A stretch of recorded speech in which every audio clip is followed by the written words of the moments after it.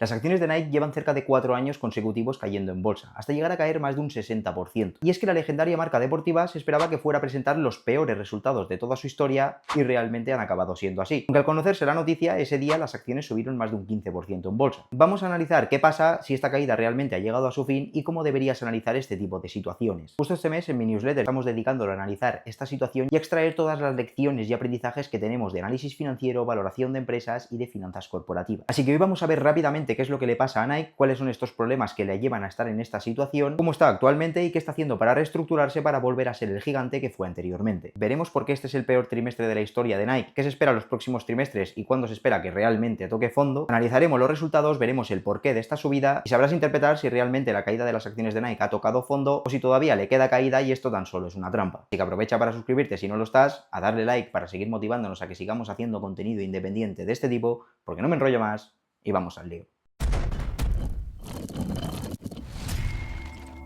Vale, entonces, para entender un poco qué es lo que está pasando a día de hoy con Nike y poder entender qué es lo que puede pasar los próximos meses o a futuro, que nadie sabe lo que va a pasar a futuro, pero al final ya sabes que esto va de poner más probabilidades a nuestro favor. Tenemos que entender bien qué es lo que ha pasado anteriormente. Entonces, principalmente todo esto, todo el problema de Nike viene pues a partir del cierre, de la pandemia, empezaron a acumular inventarios, ya lo hemos explicado alguna vez, pero luego en ese contexto también Nike decía, cada vez que vendo por mis tiendas o que vendo por mi página web, gano mucho más margen que si vendo a través de mis mayoristas, como principalmente pues pueden ser JD Sports, Foot Locker, Intersport, Sprinter, desde la propia Amazon incluso.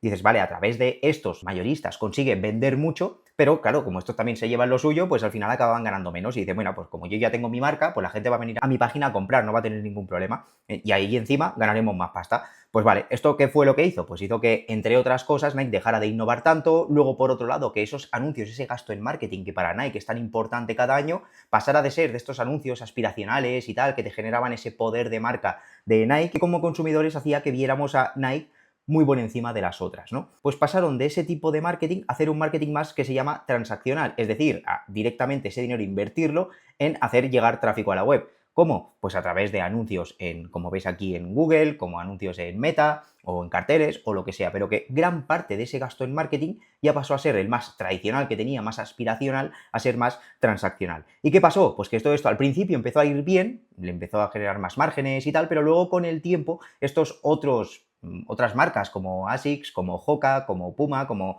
muchas otras marcas que son competidoras de Nike, incluso la propia Adidas, al final eran las que tenían esos espacios en esos escaparates de Foot Locker, de JD Sports y de otras marcas, y al no estar Nike, pues Nike diría, no, pues la gente no me va a ver ahí, va a venir a mi web. Y al final no pasó eso. Lo que hicieron fue, dices, bueno, voy a comprarme unas zapatillas de correr, si no están las Nike, pues me compro otras. Y fue cuando empezaron a coger peso también otras marcas como Hoka, etcétera, ¿vale? Como Hoka, ASICS, Deckers Brands, son varias marcas de ropa, pues una de ellas es Hoka, que luego veremos un poquito, pero es una marca que le ha cogido bastante peso, ¿no? Y luego On también, que seguramente te suena por Federer. Pues aquí puedes ver un poco la cuota de mercado de todas estas marcas que tenían en el año 2021. Es decir, si cogemos todos los ingresos de cada una de estas empresas en el año 2021, Nike tenía el 55% y Adidas el 27%. Y las otras, fíjate que tenían una parte más residual que era menos del 20%. A día de hoy, después de todo esto, Nike ha perdido el 5% de la cuota de mercado, Adidas la ha mantenido, pero el resto han ido subiendo poco a poco. Deckers, la empresa matriz de Hoka,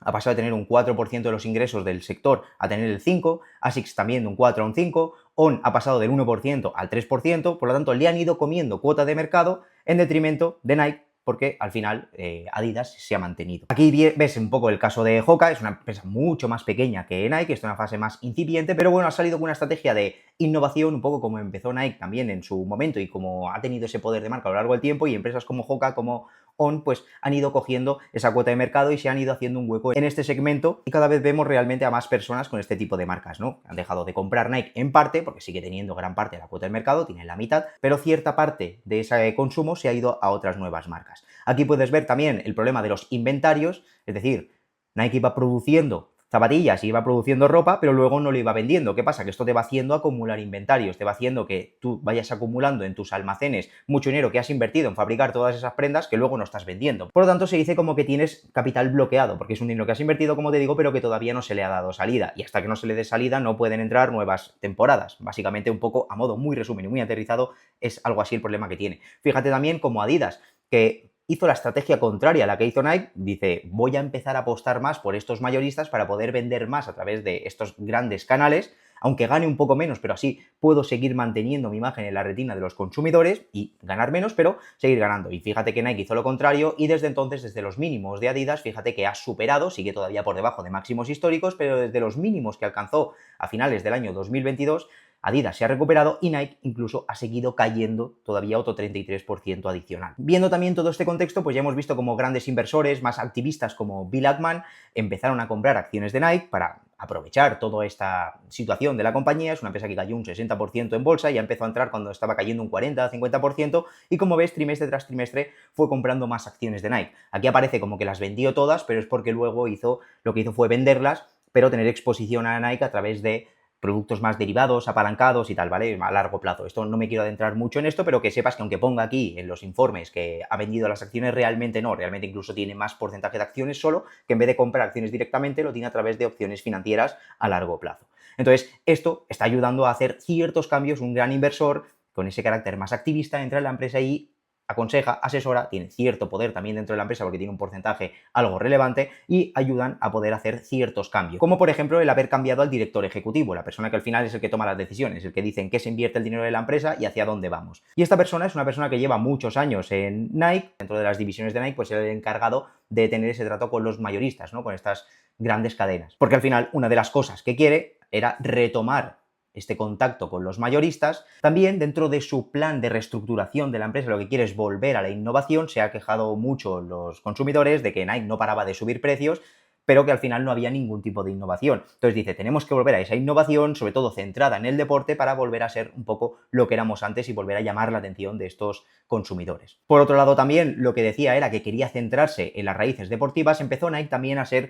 un poco una marca más como de lujo, que intentaba ser como una marca de lujo dentro del deporte y tal, y decía, bueno, de estas tonterías que estamos teniendo encima, que encima no están dando resultado, lo que vamos a hacer es centrarnos en lo que sabemos hacer, que es deporte, en centrarnos en fútbol, centrarnos sobre todo en running, centrarnos en baloncesto, centrarnos en estas cosas que realmente son los que nos aportan valor a la compañía y los que nos han llevado a donde estamos, ¿no? Luego también el marketing, volver de a ese marketing más aspiracional, todos estos anuncios que te generaban tantas sensaciones, tantas emociones y que hacían que realmente cada uno de nosotros viéramos a Nike como una marca diferente al resto. Y también, sobre todo, dentro de su estrategia es la de reducir inventarios. Lo que hemos dicho, el problema de tener mucho stock, al final todo ese stock te lo tienes que quitar de encima. ¿Cuál es el problema? Que cada una de estas cosas, como él mismo dijo, dice, a corto plazo, aquí lo ves, todo esto que tenemos que llevar a cabo, ya entró en un mal momento de la compañía, pues dice, todos estos cambios que tenemos que hacer, encima van a ser peores a corto plazo, van a hacer que vayamos peor a corto plazo. Y aquí es donde lo puedes ver, ¿no? Dice, retomar el contacto con los mayoristas, pues lo que ha hecho es que Nike dice, vale, llevas mucho tiempo que ya no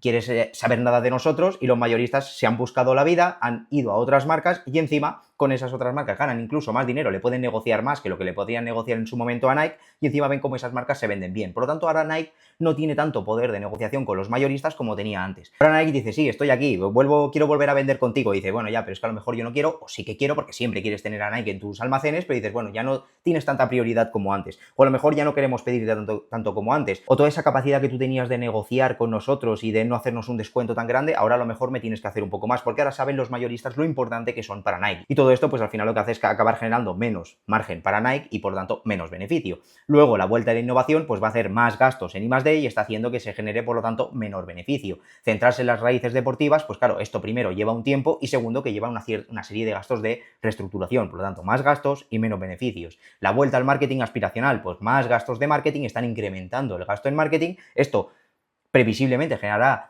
buenos beneficios o más beneficios a futuro, han empezado a hacer anuncios en la Super Bowl y tal, por primera vez en la historia. Todo esto son gastos extras que al final pues generan menos margen y por lo tanto menos beneficio. Y luego reducir los inventarios, lo mismo tienes que hacer para quitarte inventarios de los almacenes, tienes que hacer descuentos. Si te metes en la web de Nike vas a ver muchísimos descuentos, si te metes en páginas de terceros, de otros mayoristas, vas a ver que hay descuentos muy bestias en Nike, que los outlets hay bastante más cantidad de prendas de Nike que lo que había normalmente. Pues todo esto al final hace que a ti te ha costado X producirlo, tenías pensado venderlo aquí, no lo has podido vender a este precio, lo tienes que vender más bajo, por lo tanto, igual, una vez más, menos margen y menos beneficio. Pues encima tenemos el colega naranja que se calentó el mes de abril y sacó los aranceles. ¿Qué pasa? Que principalmente afecta, como ya sabes, a Estados Unidos y China. ¿Qué pasa aquí? Pues como ves, que principalmente casi la mitad de las ventas de Nike vienen de Norteamérica, principalmente Estados Unidos, y dentro de las geografías donde vende, en China concretamente no es en la que más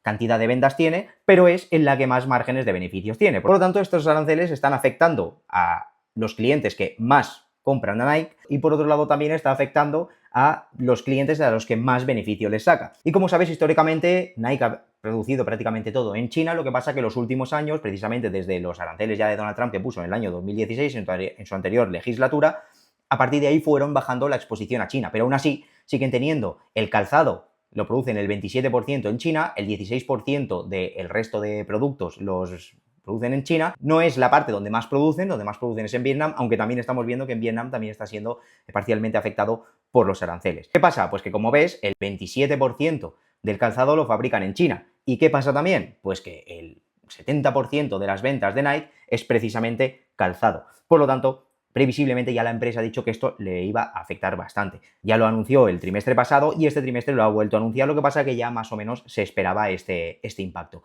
Aquí, esta era la estimación que teníamos en el cuarto trimestre, hace un mes aproximadamente, cuando empezamos a hablar de esto en Evolytic Pro y empezamos también a hablar en la newsletter. Las estimaciones que había para este cuarto trimestre del año 2025 de Nike, que recuerda que Nike no cierra su año fiscal el 31 de diciembre, lo cierra el 31 de mayo. Por lo tanto, el cuarto trimestre de 2025 va desde febrero hasta mayo de este año 2025. Y aquí se esperaba que iba a ser el peor de la historia, iban a caer los ingresos un 15% y que iban a caer el EBITDA, como veis aquí, un 81%, el beneficio antes de intereses e impuestos un 90% y luego ya los beneficios por acción, etcétera, iban a caer un 90%, incluso la generación de caja, que recuerda que beneficio no es lo mismo que generación de caja, pues la generación de caja iba a caer incluso más de un 90%. Por lo tanto, esto ya iban a ser los peores resultados de la historia de Nike, cayendo, como veis, un 90% los beneficios. Incluso se esperaba que el siguiente trimestre también siguieran cayendo. No tanto, pero que siguieran cayendo respecto al mismo trimestre del año anterior. Pero espérate, porque ahora nos queda lo mejor, porque vamos a ver por qué realmente, con estos malos resultados, que esto era lo que se estimaba,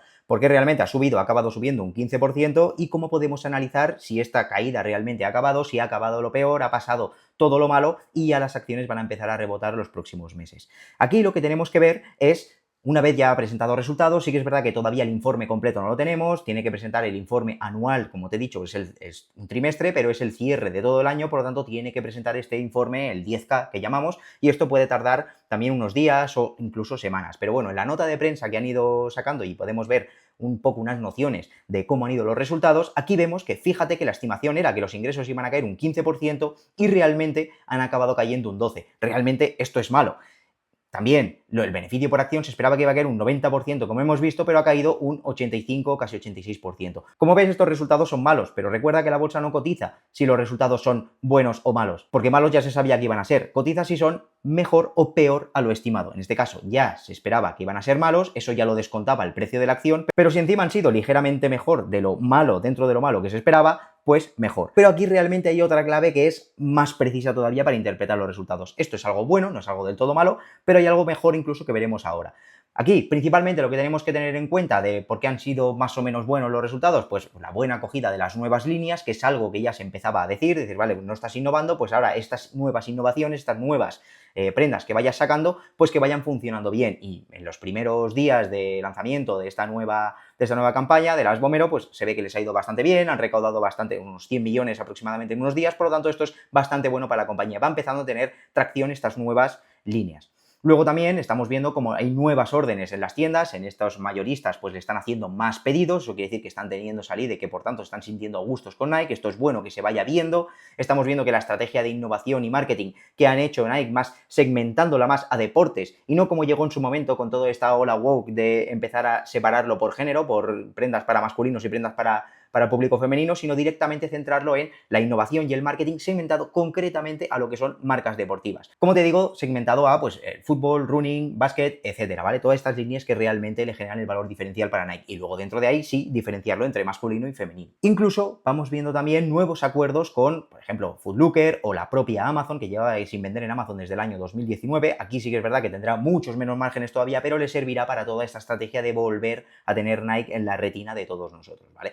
Y Foot Locker, que es uno de sus mayores colaboradores, aunque no lo desglosa, pero ya podemos intuir que es uno de los mayores colaboradores, pues están llegando a cabo nuevos acuerdos con nuevos espacios, con nuevas experiencias y tal, para potenciar un poco la marca Nike. Y otra cosa que también ha gustado mucho es, dentro de ese problema de los aranceles, ha anunciado que eso tendrá un impacto de 1.000 millones adicionales de dólares los próximos trimestres, pero aquí lo que ha anunciado la compañía ya es como un plan de mitigación o de contención de estos aranceles. Ahora fabrican alrededor de un 16% en China y dicen que lo van a ir bajando hasta el 8 o 9% durante el próximo año. Por lo tanto, menos exposición a China y esto menos riesgos y evidentemente pues gusta mucho más al mercado. También están negociando compartir el coste, estos incrementos de costes que pueden venir derivados de los aranceles, que lo van a compartir con los proveedores, con los propios proveedores que son los que le fabrican esas prendas y con los retailers, al final con estos mayoristas, como decíamos. Y también tienen una estrategia de subir precios mínimamente para poder mitigar parte de esos aranceles. Recuerda lo que te decía antes, la bolsa no cotiza si los resultados son buenos o malos, es decir, si la empresa genera beneficios o no.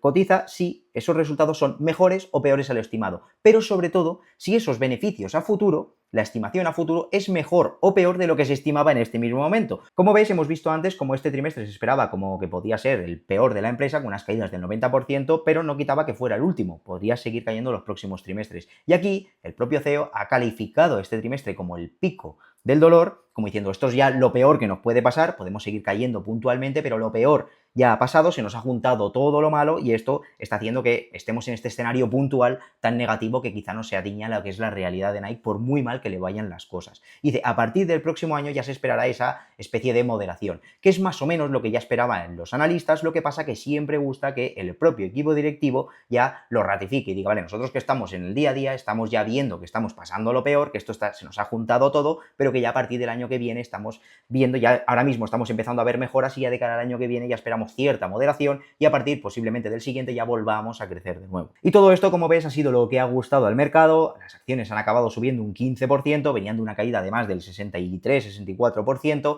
y aquí, como ves, ya lo que decían ya noticias y titulares como Financial Times era que suben precisamente por estas señales de recuperación, de que ya se empiezan a ver cómo todas estas iniciativas que están haciendo, todo este plan de reestructuración ya está empezando a dar sus frutos. También podemos seguir viendo cómo Nike sigue siendo la empresa favorita, la que más calzado vende con bastante diferencia, sigue siendo la favorita por los consumidores y encima también aquí, dentro de que lo que hemos visto antes, ¿no? Que dices, vale, ha bajado la cuota de mercado del 55 al 50%, pero si luego lo ponemos en contexto con cuánto valía la empresa en cada momento, fíjate, esto hemos dicho que es si coges todos los ingresos de todas estas empresas y dices, vale, ¿cuánto pesa cada uno? Pues en el año 2000 máximos, que fue en el año 2021, Nike pesaba el 55% y ahora el 50% de la cuota de mercado. Pero cuando tenía el 55% de la cuota del mercado, si cogíamos la valoración de todas estas empresas y las sumábamos, pues Nike tenía el 71%. Sin embargo, ahora ha caído hasta el 49%, teniendo el 50% de la cuota de mercado, cuando normalmente el valor de la empresa era superior a ese cuota de mercado que podría tener. Y fíjate como en otros casos, como en el caso de On, que ha pasado del 1 al 3% de la cuota de mercado, ahora tiene el 10%, ahora vale el 10% de todo el mercado. En el caso de ASICS lo mismo, ha pasado solo del 4 al 5, pero tiene el 9%. En el caso de Deckers, que es Hoka, ha pasado del 4% de la cuota del mercado a tener el 5% y sin embargo tiene el 9% de la valoración del mercado. Por lo tanto, en cierto momento aquí, en cierto punto, se le está descontando un escenario bastante negativo, como ves, a Nike por toda esta situación por la que está pasando. Hay algo muy importante, que esto es una frase mítica que decía Charlie Munger, que es que a largo plazo el valor de una empresa depende de sus propios beneficios. En este caso, aquí puedes ver el beneficio en las columnas azules, puedes ver cómo ha ido evolucionando el beneficio antes de intereses e impuestos de Nike los últimos años. Esto es el beneficio antes de intereses e impuestos que iban estimando los analistas en cada momento para los próximos 12 meses, ¿no? Decían, vale, pues en este momento, en 2008, pues esperaban que los próximos 12 meses Nike fuera a generar 2.400 millones. Fíjate que a lo largo del tiempo, lo que han ido creciendo o decreciendo estos beneficios es al final lo que ha ido haciendo el precio de las acciones, que es la línea negra que puedes ver aquí. Ahora mismo estamos viendo estas caídas de beneficios, por eso estas caídas del precio de la acción. Se espera que para el año que viene sigan cayendo mínimamente y esto es lo que hace que el precio se mantenga por aquí abajo. Pero ¿qué pasa? Que si analizamos las expectativas de los analistas de cara a los próximos años, no hasta 2026, sino hasta 2030, fíjate que ya se espera una cierta recuperación. Si esta recuperación se acaba llevando a cabo, pues el precio de las acciones tendrá que recuperar hasta esos niveles donde iba generando esos mismos beneficios, contando que se siga valorando la empresa al mismo múltiplo, que estos son otro tipo de aprendizajes que tenemos en el informe completo de Politic Pro. Aquí el tema es que los analistas ya esperaban que esto iba a ser así, pero que salga la propia empresa diciendo, viendo, notando buenos síntomas de recuperación y que el propio CEO te lo vaya diciendo, pues esto ya va dando más seguridad al mercado de que esto realmente puede pasar. A medida que esto vaya pasando el tiempo y se vaya viendo cómo realmente se van recuperando estos beneficios, podríamos empezar a ver una recuperación de Nike. Pero no va a ser completa de un año a otro, a no ser que este año, en 2026, de repente vuelva a generar los mismos beneficios que generaba anteriormente. Ahí sí que podría haber una subida bastante fuerte, pero fíjate que esa recuperación es algo, como ya dijo el propio CEO,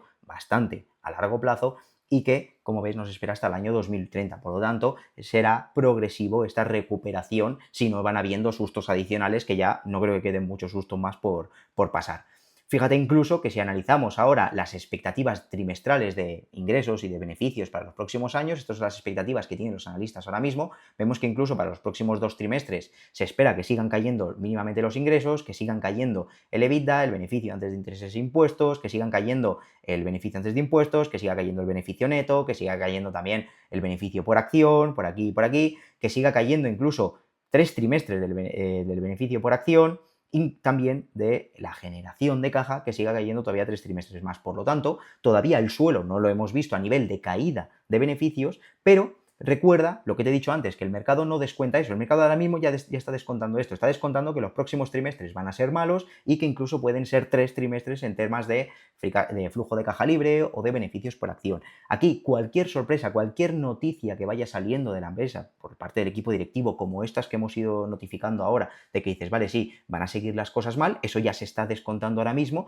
pero todo lo que digan que haga pensar que esas expectativas negativas van a ser menos negativas de lo esperado o que incluso esta recuperación va a llegar antes de lo esperado, todo eso no lo espera el mercado ahora, no se está descontando y es lo que catalizará el precio al alza. Igual que si salen diciendo que no, que las cosas han ido peor de lo que pensábamos y tal, como eso no lo descontaba el mercado en este mismo momento, puede hacer que sigan cayendo las acciones. Ahora fíjate que vienen de esta caída, como te decía, superior al 64%, han ido cayendo puntualmente, han ido habiendo ciertas recuperaciones, pero luego las cosas siempre han ido a peor y han seguido cayendo. No se adaptaron bien al tema de los mayoristas y fue siguiendo cayendo, no presentaron buenos resultados, fueron mejorando márgenes, expectativas, aquí fueron diciendo que iban a tardar más en recuperarse, etcétera, fue cayendo y a medida que yo que sé iba viniendo el nuevo CEO, pues claro, se recuperan, pero no quiere decir que se vayan a recuperar del todo o que vuelvan otra vez a la senda alcista, incluso luego salieron el tema de los aranceles y la acción siguió cayendo y ahora mínimamente está recuperando, fíjate que está incluso por debajo de ese máximo que tenía antes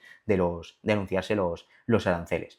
Aquí hicimos hace una semana y media o dos, cuando hicimos el análisis de Politic Pro, hicimos un análisis de una valoración de cuánto podría valer las acciones de Nike. En ese momento cotizaban a $60 por acción, ahora mismo cotizan a unos $70 y diríamos en función de los beneficios que estimamos en el futuro, más o menos lo que estimaban los analistas y unos ajustes que nosotros hicimos, o sea, es un análisis muy simple, decíamos que ahora mismo el precio objetivo, lo que deberían valer las acciones de Nike sería alrededor de unos $82 por acción. Fíjate que están cotizando a 72 y más o menos sería un precio objetivo en línea con el nivel que tenía Nike antes de esta caída de los aranceles.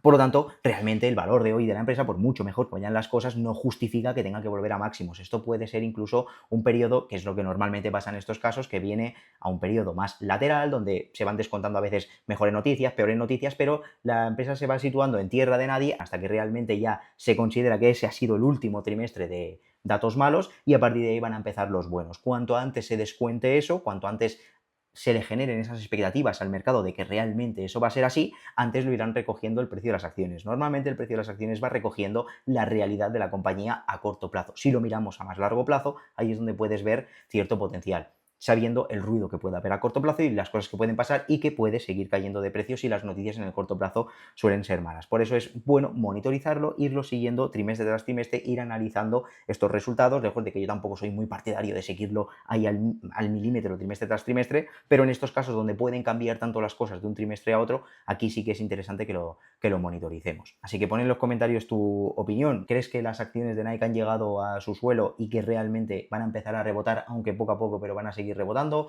¿O que va directamente a máximos históricos de nuevo? ¿O que puede seguir cayendo? Déjame en los comentarios y lo leeremos y lo hablaremos entre todos. También suscríbete a la newsletter donde hablamos de este tipo de cosas, donde ya comentábamos esto días antes y donde puedes ver todo este tipo de análisis que vamos haciendo con ejemplos reales para obtener aprendizajes de análisis, valoración y finanzas corporativas. Y como siempre, también dame un like, suscríbete y todo esto que me ayuda tanto a seguir creciendo y que sigamos haciendo contenido independiente de esta forma. Y si no te gusta este tipo de contenido, pues ni te suscribas, ni le des like, ni nada, pero nos vemos en el próximo vídeo.